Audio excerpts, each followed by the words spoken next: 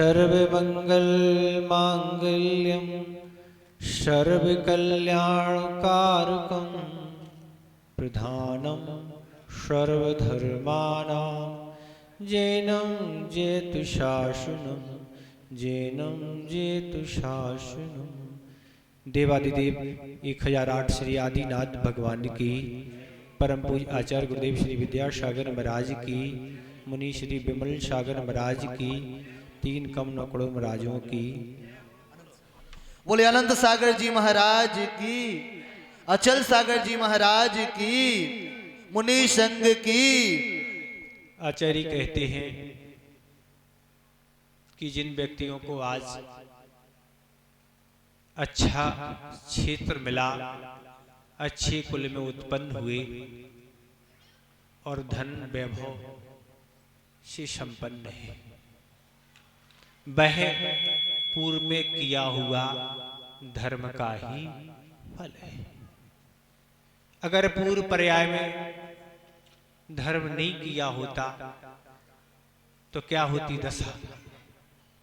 अच्छे क्षेत्र में जन्म नहीं होता, ऐसे मलेच्छों में जन्म होता। अच्छे कुल में नहीं होके कहाँ नीच कुल में जन्म होता और धन वैभव से संपन्न नहीं होके दरिद्र कुलों में जन्म होता। जहाँ दरिद्र कुल में जन्म लेने वाली टुकड़ों टुकड़ों को तरसती है, उनकी जीवन की जो भी इच्छाएं हैं, जो भी आवश्यकता है, वह पूर्ण नहीं हो पाती है। पूरा जीवन दरिद्रमय निकलता है, कष्टमय निकलता है और हमेशा यही चिंता रहती है कि कैसे ये हमारी दरिद्रता दूर हो। तो आचार्य कहते हैं कि आगामी पर्याय में अगर तुम्हें सब कुछ अच्छा अच्छा चाहिए है तो अपने आप को उस धर्म से जोड़ो, जिस धर्म के जुड़ जाने के बाद कोई चीज मांगने की आवश्यकता नहीं होती है। अगर धर्म है जीवन में तो आपको सारी भोग सामग्री आदि जंगलों में भी उपलब्ध हो जाएगी, और अगर पुण्य और धर्म तुम्हारे पल्ले में नहीं है तो घर में भी तुम्हें कोई पूछने वाला नहीं होगा। सब वैभव संपन्न है पर तुम्हारा कर्म ही ऐसा है कि वह तुम्हें कुछ प्राप्त नहीं करने दे रहा। तो आचार्य यही कहते हैं कि अगर तुम्हें सब कुछ अच्छे अच्छे प्राप्त करने की भावना है तो उस धर्म से जुड़ो। उस धर्म से जुड़ने के बाद सब कुछ अच्छा अच्छा मिलके तुम भी जो आज सिद्ध प्रभु की आराधना कर रहे हो, एक दिन तुम भी सिद्धत्व को प्राप्त हो जाओगे। सिद्ध बनना कोई कठिन बात नहीं है। हम तो यही कहते हैं जब अंजन चोर सिद्ध परात्मा बन जाता है तो आप तो इतने सभ्य कोई चोर है नहीं, आप तो सब साहूकार हैं, सब धनवान हैं, सब ईमानदार हैं। जब वह सिद्धत्व को प्राप्त कर सकता है तो आप तो बहुत जल्दी सिद्धत्व को प्राप्त कर सकते हैं।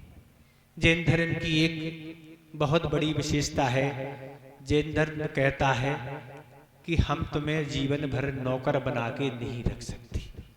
प्रभु कहते हैं तुम हमारी आराधना करो, तुम भी प्रभु बन जाओगे। ऐसा नहीं कि हमारे जीवन भर तुम सेवक बने रहो, चाकर बने रहो, हम प्रभु बने रहे और तुम दरिद्र बने रहो। लेकिन प्रभु कहते हैं जैन धर्म की विशेषता है कि तुम बस जो प्रभु ने किया है वह रास्ता तुम अपना लो, तुम भी एक दिन प्रभु बन जाओगे और उस सिद्धत्व को प्राप्त जिन आत्मा ने किया है उनके बाजू में जाके तुम बैठ जाओगे। फिर कोई अंतर नहीं। भगवान हम तुम्हारे पुराने शिष्य, अब पुराने की बात छोड़ो, अब तो बाजू में आके बैठ गए हैं, अर्थात अब तुम भी प्रभु बन गए। बस जैन धर्म तो यही कहता है कि तुम बस नकल करना सीख लो। यहाँ तो लौकिक व्यवहार में जो भी परीक्षाएं होती हैं, नकल करने वाले की देखरेख की जाती है। कोई गाइड साथ में तो नहीं है, कोई लिखित पर्ची तो नहीं है, तो उस जो भी नकल करता है उसकी देखरेख की जाती है। और इस तरह वह साथ में अगर कोई सामग्री रखे है तो उसको जब्त कर लिया जाता है। पर जैन धर्म कहता है नकल की पूरी पूरी छूट। ये है कॉपी, ये है पेन और ये है गाइड, ये रख लो सामने, बस तुम्हें केवल लिखना है। हम बिल्कुल भी तुम्हें पकड़ने वाले नहीं, न कोई फ्लाइंग स्क्वाड आने वाली है, न कोई अध्यापक आने वाले हैं। सामने गाइड रख लो और बस लिखते जाओ और तुम्हें 100 में 100 नंबर प्राप्त हो जाएंगे।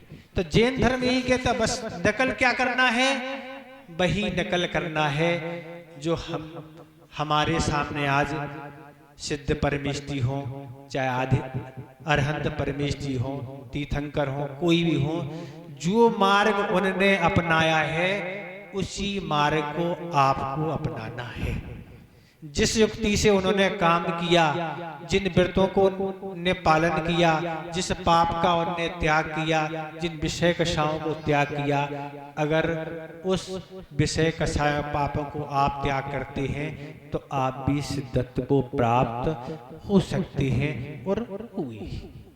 तो नकल की पूरी छुट्टी। अब इसमें कठिनाई की क्या बात है, बस आपको उतारनी तो है जो उनने अपने जीवन में उतारा है, जिसको उन्होंने त्याग किया है, जिसको उन्होंने अपनाया है। अगर वह आप अपनाते हैं तो आप भी सब कुछ प्राप्त कर सकते हैं। भगवान और अपन में कोई ज्यादा अंतर है क्या? कोई अंतर है क्या? अंतर है? भगवान अपन में कोई अंतर नहीं। भगवान का जो भूत था वह हमारा वर्तमान है। कितना अंतर है? भगवान का जो भूत था, महावीर स्वामी का जीव मारीच पर्याय में था, वो महावीर का भूत था, वह हमारा आज वर्तमान है। और भगवान का जो वर्तमान है वह हमारा भविष्य होगा। क्या अंतर? अंतर है कोई अंतर है ही नहीं। जो वर्तमान में क्या है, सिद्धत्व को प्राप्त कर लिया जिन्होंने, अगर हम जैसी नकल उन्होंने की ऐसी नकल अगर हम कर लेंगे तो हम भी, हमारा भविष्य क्या होगा? हमारा भविष्य ही होगा कि हम भी उस परमात्म दशा को प्राप्त कर लेंगे। बस नकल जैसी उन्होंने की वैसे ही करना है, अपनी अकल नहीं लगाना है। आपने अपनी अकल लगाई, गड़बड़ हो जाएगा। बस सीधा सीधा रास्ता है। अब आप घूमना चाहें तो बात अलग है। तो इस तरह से भगवान को अपन में कोई अंतर नहीं। उनका जो भूत था वह हमारा वर्तमान है, उनका जो वर्तमान है वह हमारा भविष्य होगा। अब इसमें क्या कठिनाई है बताओ आप? अब कठिनाई हो तो आप बताओ। वही रास्ते को अपनाना है। वो अपनाते अपनाते हम भी अंजन की तरह निरंजन बन सकते हैं। बनने में कोई नहीं। वर्तमान युग में अनेक कथानक हैं, जिन कथानक को आप पढ़ के देखेंगे कि उन्होंने अपना जीवन कैसे सुंदरमय बना लिया। तो इस तरह धर्म के माध्यम से ही यह जीव अपना सुंदर स्वरूप बना लेता है। अपनी आगामी जीवन की कठिनाइयों को दूर करके ऐसा जीवन अपना लेता है जिससे कभी कोई कठिनाई नहीं होती। ऐसे ही पात्र आपके सामने आ रहा है जिसने अपने जीवन को कैसा सुंदर बना लिया। राजा का आज मन हुआ कि महल में रहते रहते बहुत समय हो गया, वन घूमने के लिए आज चलना चाहिए। और राजा महल से रवाना होते होते चलते चलते वन के पास पहुंचा। और वन के पास पहुंचने से उसे दो दिगंबर मुनिराज का दर्शन हुआ। दर्शन जैसे हुआ राजा गदगद हो गया। अपार प्रसन्नता उसको दर्शन लाभ से हुई और वह मुनिराज के समीप जाके बैठ गया। पूरी भक्ति भाव से उनको नमोस्तु किया और नमोस्तु करके उन्हीं के समीप बैठ रहा। पर सोचा पुण्य युग से मुनिराज का तो लाभ हुआ है, पर बैठने मात्र से कुछ नहीं होता है। अगर हम जीवन में कुछ अपने कल्याण के मार्ग के लिए इनसे जान लें तो बहुत अच्छा होगा। और वह राजा ने निवेदन किया महाराज से, महाराज हमें कुछ कल्याण का मार्ग बताएं। पर वस्तुतः आज वर्तमान में ऐसा होता नहीं है। अपना परिचय, अपने गांव का परिचय या यहाँ वहाँ की चर्चा में ही हम अपना उतना जितने समय के लिए हम आए हैं वह उतना खोके चले जाते हैं। ये सारी चर्चाएं आज वर्तमान में इस तरह की नहीं होती हैं कि हम मुनि महाराज के पास जाएं, उन्हें अपने कल्याण का मार्ग पूछें, कुछ धर्म की बात पूछें, कुछ अच्छी बात पूछे नहीं, बस दर्शन करके यूं हमारा चलना हो जाता है। पर राजा ने धर्म की भावना मुनिराज के समक्ष रखी और मुनिराज ने भी अपने ज्ञान से जाना कि यह भव्य है और इसका कल्याण होनी है। और मुनि महाराज ने इसको उपदेश देना प्रारंभ किया। मुनिराज ने ही कहा, हे राजन, अभी तक तुम अन्य प्रकार की आराधनाएं करते आए रहो। जो सच्चे देव शास्त्र गुरु नहीं है उनकी तुम आराधना करते आए हो, पर ये आराधना है तुम्हें सब इष्ट फल देने वाली नहीं। अब तुम्हें सच्चे देव शास्त्र की ही भक्ति करना है। और उन्हें मुनिराज ने सच्चे देव शास्त्र गुरु का स्वरूप बताया कि ऐसे सच्चे देव शास्त्र गुरु होते हैं, उनकी तुम सच्ची भक्ति करोगे तो तुम्हें क्या, तुम्हारा कल्याण होगा। और अंत में महाव्रतों का क्या स्वरूप है और अणुव्रतों का क्या स्वरूप है, यह मुनि महाराज ने उपदेश दिया। राजन ने अच्छी तरह समझा और अंत में एक बात मुनिराज से पूछी, हे महाराज, इतना तो सब कुछ आपने बता दिया, पर हमें आज जो वर्तमान में धन वैभव मिला है, ऐसा हमने पूर्व में कौन सा पुण्य किया था कि उसके फल स्वरूप ये सब चीज संपत्ति हमें प्राप्त हुई है। महाराज ने कहा, हे राजन, इससे तुम पूर्व पर्याय की बात हम बताते हैं कि तुमने एक मुनि महाराज का तुम्हें समागम प्राप्त हुआ और मुनि महाराज के समागम में तुमने नंदीश्वर जो अष्टान का पर्व है उन व्रतों को तुमने बहुत बहुमान के साथ व्रतों को 8 दिन का जो भी है वह तुमने व्रत किया। बहुत काल तक तुमने अष्टान का के व्रत किए और अंत में तुमने समाधि मरण किया। उसके फल स्वरूप तुम स्वर्ग में उत्पन्न हुए और स्वर्ग में तुम्हें 10 प्रकार के कल वृक्षों से सारी सामग्री तुम्हें प्राप्त होती थी। तुमने अच्छे से सारा कार्य किया, अच्छे से प्रभु की भक्ति की और अच्छे से वहां रहे और वहां की आयु पूर्ण करके तुम यहाँ चक्रवर्ती उत्पन्न हो गए। क्या बने तुम? राजन अभी क्या हो गए? चक्रवर्ती पद को प्राप्त हुए। किसके फल स्वरूप? तुमने जो अष्टान का में क्या किए थे? व्रत किए थे, समाधि मरण किया था, उसके फल स्वरूप तुम्हें वैभव आदि सब क्या हुआ? प्राप्त हुआ। तो व्रतों की तो यही महिमा है और पर्व की यही महिमा है कि सब कुछ प्राप्त हो जाता है, बस मांग नहीं रखना। जैन धर्म आचार्य महाराज कहते हैं मांगो मत। मांगने से क्या है, जितना मिलना था उसमें कटौती हो जाएगी। यहाँ तो क्या मांगना है? दुखों का क्षय हो, कर्मों का क्षय हो और समाधि मरण हो, जिन गुण संपत्ति हो मच। आपको ज्यादा नहीं मांगना, बस इतना ही मांगना है, हे भगवान जो आपने प्राप्त किया है वह हमें प्राप्त हो जाए। संसार की वस्तुएं नहीं मानना है। संसार की वस्तुएं तो भूसे के समान है। कोई भी गेहूं को बोता है तो भूसा के लिए बोता है क्या? बोता किसी ने बोया? भैया गेहूं जब बोते हैं तो गेहूं के साथ भूसा तो फ्री में मिलता ही है। इसलिए आप अगर मोक्ष मांगेंगे, मोक्ष प्राप्त हो जाए भगवान, तो आपको भूसे के समान ये धन वैभव जो संपत्ति है लोक व्यवहार में, वह तो तुम्हें प्राप्त कब तक होगी? जब तक तुम्हें मोक्ष नहीं मिलेगा तब तक तुम्हें अच्छे अच्छे घरानों में, अच्छे अच्छे पदों में तुम्हारा जन्म होगा और धन विभूति से तुम सहित होगे। आचार्य समद्भक्त महाराज ने रत्न चार के प्रारंभ जो पहला अधिकार है उसी में सम्यक दृष्टि की महिमा बताई है अंतिम के श्लोकों में कि सम्यक दृष्टि किन किन पदों को प्राप्त होता है, किन किन पदों को प्राप्त नहीं होता है। बड़ी विभूति के साथ उन्होंने वर्णन किया है।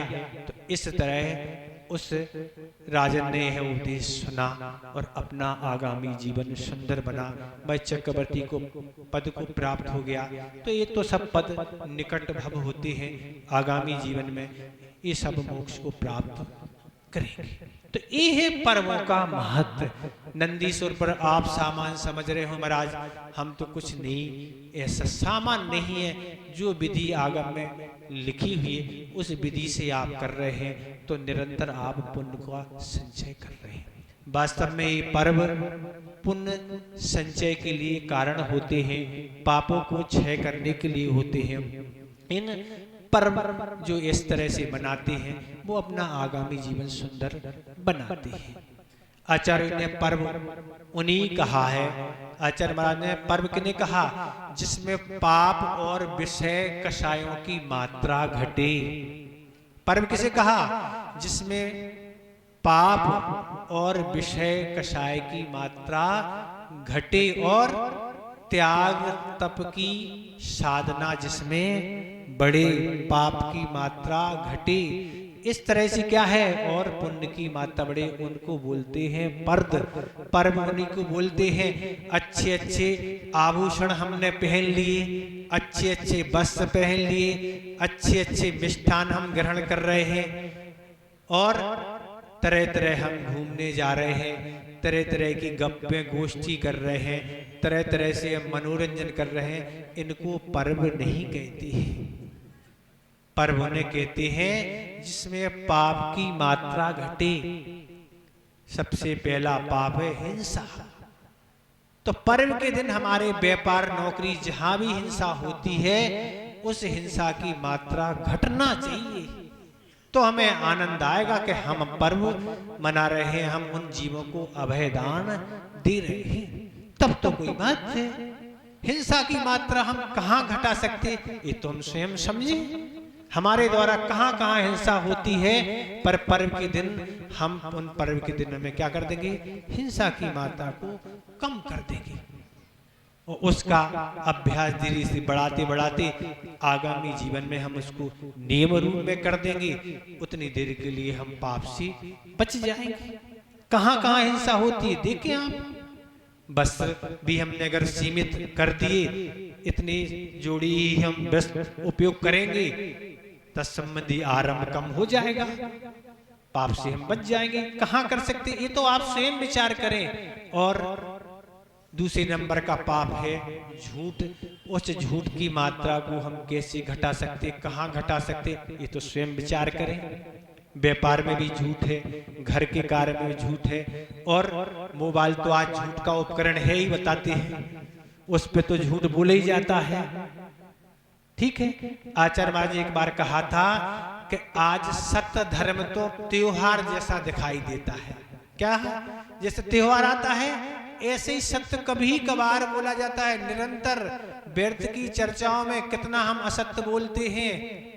आप स्वयं विचार करो, सुबह से शाम तक आप तो 1 घंटे का असत्य जोड़ लो कितना होता है, फिर 12 घंटे और 24 घंटे की बात करना, फिर 1 माह और वर्ष की बात करना, फिर जीवन की करना कि हमारे द्वारा व्यर्थ में कितना झूठ एक दिन में बोला जाता। आप विचार करो, जिससे कुछ लाभ नहीं, पाप का बैलेंस डल रहा है, तो पाप का बंद होना है।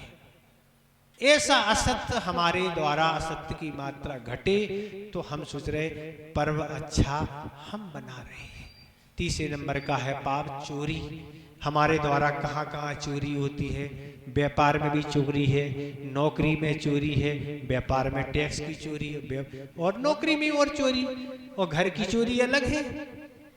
कहाँ कहाँ चोरी होती है आप स्वयं विचार करें, महिला हो चाहे पुरुष हो, कौन कहाँ चोरी करता।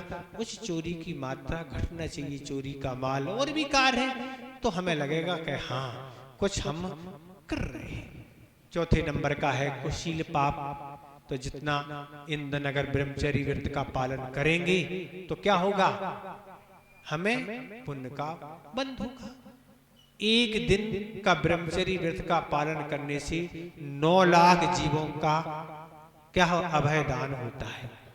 आचार्य शकल कीर्ति महाराज ने लिखा, 1 दिन का ब्रह्मचर्य व्रत जो पालन करते हैं 9 लाख जीवों की हिंसा होती है। 1 दिन ये पाप करने 9 लाख जीवों को अभय दान वह प्रदान करता है।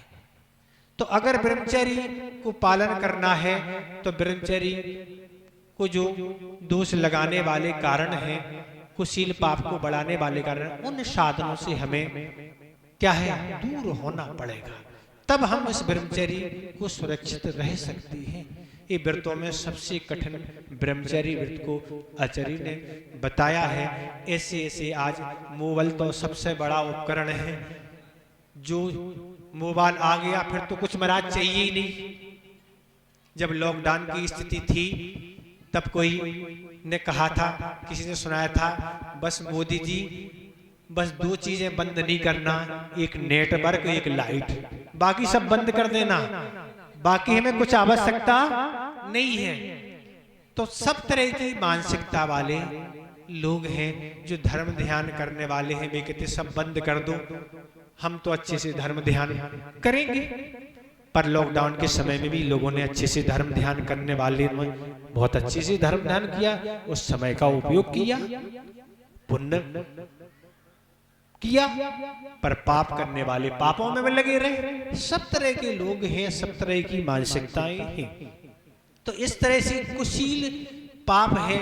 मोबाइल है, टीवी है, कंप्यूटर है, तरह तरह की मैगजीन पत्रिकाएं हैं, और भोजन भी ऐसा क्या भोजन, जो भोजन तामसिक भोजन करने से भी इस व्रत को हम सुरक्षित नहीं रह सकते। कपड़े पहनावा किस तरह का है, ये सारे ब्रह्मचर्य व्रत में दोष लगाने के कारण है। अगर इन चीजों से हम बचते हैं तो ब्रह्मचर्य व्रत एकदम आपका बढ़िया रह सकता है और उस पाप से भी आप बच सकते हैं। और अगर इन साधनों से आप नहीं बचते हैं तो पालना बहुत कठिन है, पालन ही नहीं होगा। तो इस तरह से 5वें नंबर का पाक कौन है, परिग्रह। ये सबसे बड़ा बाबा है। ये है तो आप जो चाहे वो कर सकते हैं। धन से तो सब कुछ होता है, पर पर्व के दिन भी हम विचार करें कि इस परिग्रह के प्रति हमारी कितनी आसक्ति कम हो रही है। इस आसक्ति को कम करें, क्योंकि आचार्य उमा स्वामी महाराज ने तत्वास के 6ठे अध्याय में क्या लिख दिया, मूर्छा परिग्रह। और फिर आगे क्या लिख दिया, ये 7वें अध्याय का सूत्र है मूर्छा परिग्रह। पर 6ठे में क्या लिखा, बहुत आराम और बहुत परिग्रह नरक आयु के लिए कारण है। जिसको बहुत आराम और बहुत परिग्रह है, क्या है, नरक आयु बंद के लिए कारण है। क्या करोगे वहां जाके, ना वहां लाइट है ना मोबाइल है, काला काला भास है, वहां तो अंधेरे ही रहता है। वहां लड़ो अच्छे से जीवन भर। और जिस नारकी का जिस बिल में एक बार जन्म जहां हो गया तो जीवन भर वहीं रहना।